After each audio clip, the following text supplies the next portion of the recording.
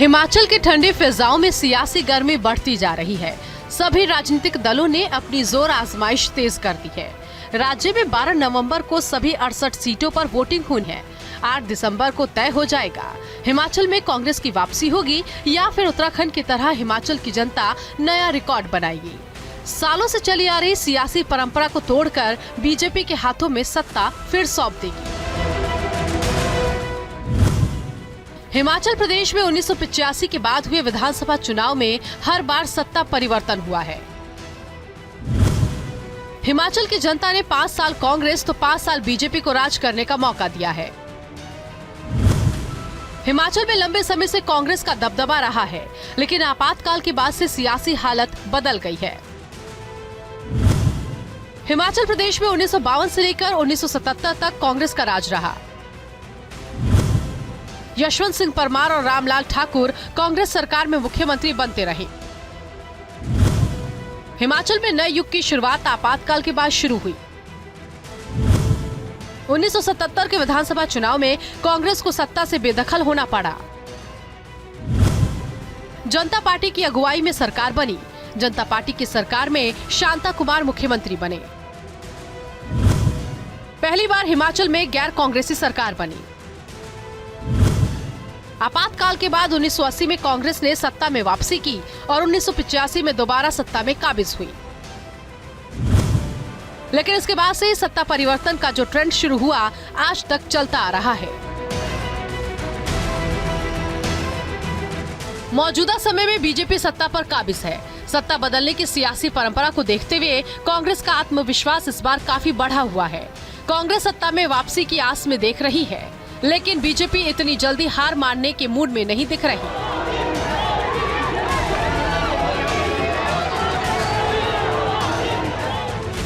उत्तर प्रदेश और फिर उत्तराखंड में चौंकाने वाले नतीजों से बीजेपी का मनोबल हाई है। बीजेपी हिमाचल की सियासी परंपरा को तोड़ने के लिए हर संभव कोशिश में जुटी है। कोई भी दाव छोड़ने के मूड में बीजेपी नहीं दिख रही है।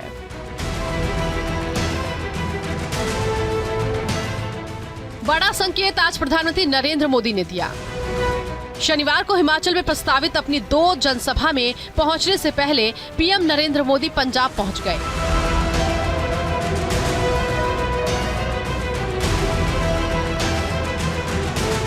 हिमाचल पहुंचने से पहले पीएम मोदी ने पंजाब के अमृतसर में राधा स्वामी सत्संग डेरा प्रमुख बाबा गुरिंदर सिंह ढिल्लों से मुलाकात की। उनके साथ बात की, उनके साथ वक्त बिताया। पीएम मोदी ने डेरा का दौरा किया। डेरे से सामने आ रही हर तस्वीर आस्था के साथ राजनीतिक लाभ के संकेत देते दिख रही है। राधा स्वामी सत्संग डेरा प्रमुख के साथ पीएम मोदी की इस मुलाकात को सीधे तौर पर चुनावों से जोड़कर देखा जा रहा है। खासकर हिमाचल चुनाव से ठीक पहले डेरा प्रमुख ढिल्लों से पीएम मोदी की मुलाकात के सियासी मायने निकाले जा रहे हैं। बाबा गुरिंदर सिंह ढिल्लों का पंजाब ही नहीं, हिमाचल में भी गहरा प्रभाव है। वैसे डेरा ने कभी भी किसी चुनाव में किसी पार्टी का समर्थन नहीं किया, लेकिन चुनाव से पहले यहां राजनेताओं का पहुंचना आम रहा है। राधा स्वामी डेरे की स्थापना साल 1891 में बाबा जयमल सिंह ने की थी।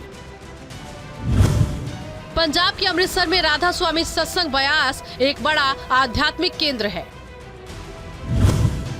यह अमृतसर शहर से लगभग 45 किलोमीटर दूर ब्यास शहर में स्थित है।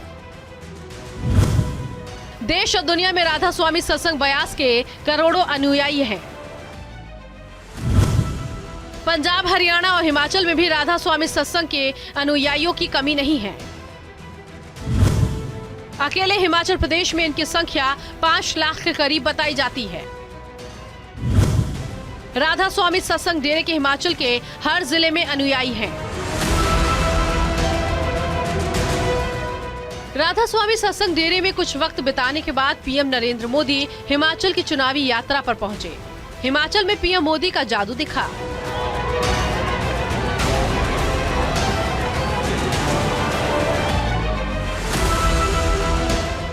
बड़ी संख्या में लोग उन्हें देखने, उन्हें सुनने दुर्गम पहाड़ी इलाकों से मंडी के सुंदरनगर और सोलन पहुंचे।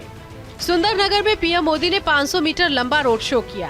पीएम नरेंद्र मोदी ने हिमाचल की जनता में चुनावी जोश भरा, उन्हें एक बार और मौका देने को कहा।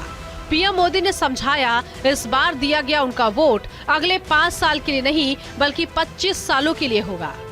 हिमाचल प्रदेश अपने 100 साल के विकास के ब्लूप्रिंट पर आगे बढ़ेगा। साथियों, इस बार का हिमाचल चुनाव बहुत खास है। खास इसलिए क्योंकि इस बार 12 नवंबर को जो वोट पड़ेंगे वो वोट सिर्फ आने वाले 5 वर्ष के लिए नहीं है। इस बार 12 नवंबर को पड़ने वाला एक एक वोट हिमाचल के अगले 25 साल की विकास यात्रा तय करेगा।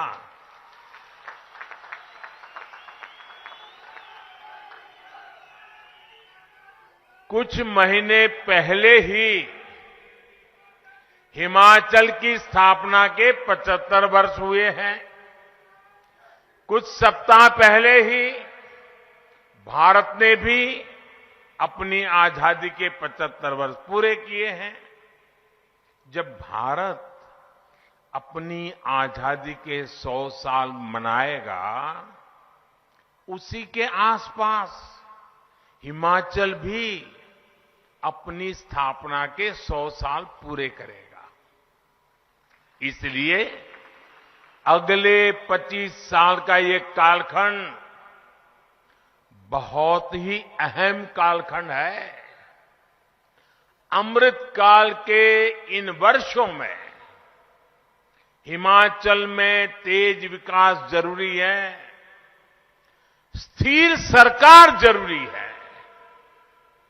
मुझे खुशी है कि हिमाचल के लोग, यहां के युवा, यहां की माताएं बहनें इस बात को अच्छी तरह समझ रही है।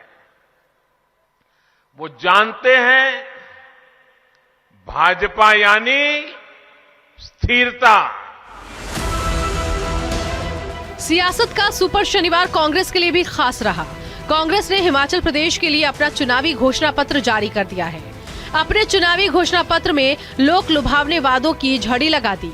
हिमाचल में पुरानी पेंशन का मुद्दा बड़ा है, इसका असर बढ़ाने के लिए कांग्रेस ने बड़ा चुनावी वादा किया।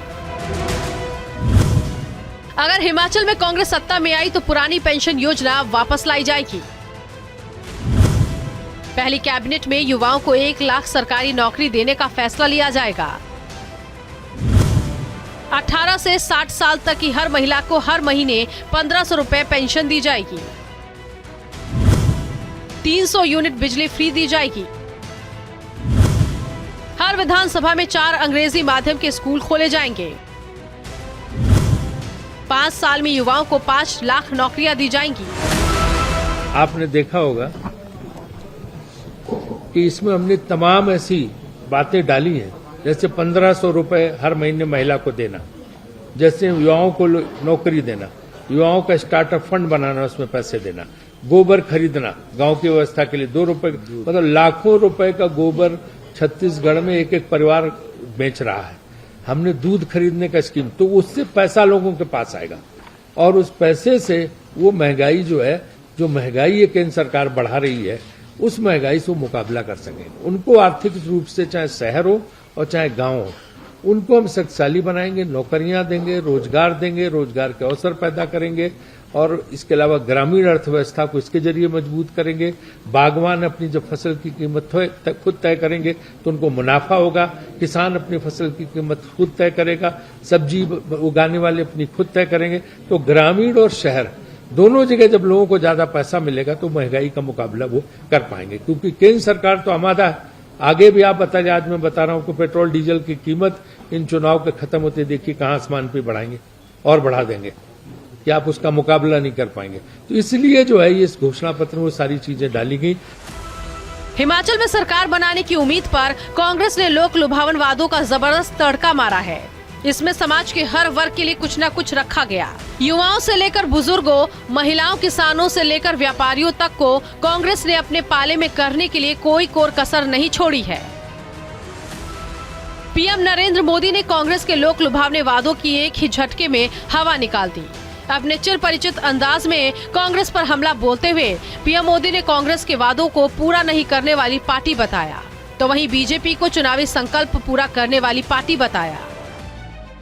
कांग्रेस की सच्चाई ये है कि 2012 में जिस घोषणा पत्र पर वो चुनाव जीते, मैं आज से 10 साल पहले की बात कर रहा हूं, उसमें आप निकाल करके देख लीजिए 2012 में उनके जो वादे किए थे, जो उनके घोषणा पत्र में लिखा था, एक भी काम उन्होंने 2012 से 17 आपने उनको सर आंखों पर बिठाया, आपका एक भी काम उन्होंने किया नहीं, खोल करके देखा नहीं घोषणा पत्र उन्होंने।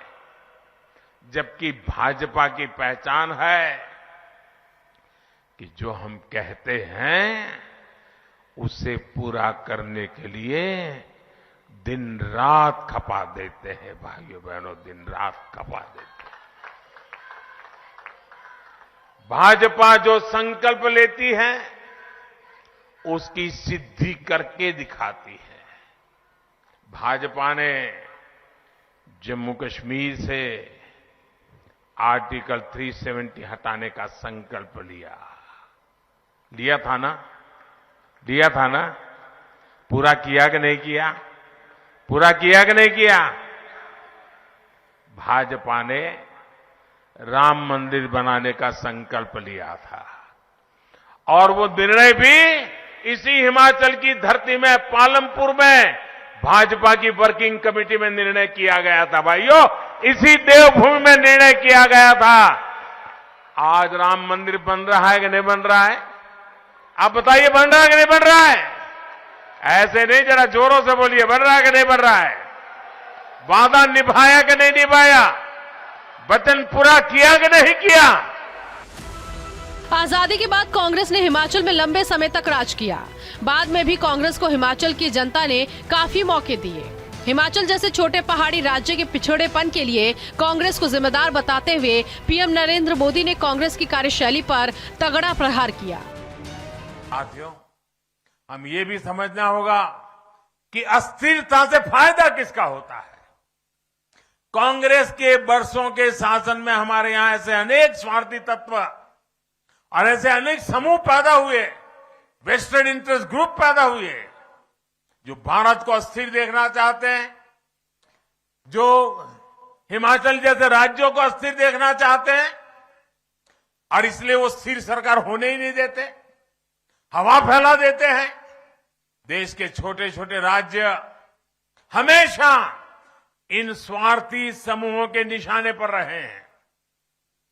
कुछ झूठे वायदे करके, कुछ सीटें जीतकर ये स्वार्थी समूह सरकारों में आकर सिर्फ अपने हित साधते रहते हैं। ये लोग खुद को कट्टर ईमानदार कहते हैं, लेकिन सबसे बड़े भ्रष्टाचारी यही होते हैं। ये लोग समाज को तोड़ने के लिए, देश की एकता को तोड़ने के लिए साजिशें रचते हैं। हिमाचल को ऐसे हर स्वार्थी समूह से खुद को बचाकर रखना है, इनके खेल से खुद को बचाकर रखना है। चुनाव की घोषणा के बाद पीएम मोदी का हिमाचल का ये पहला दौरा रहा।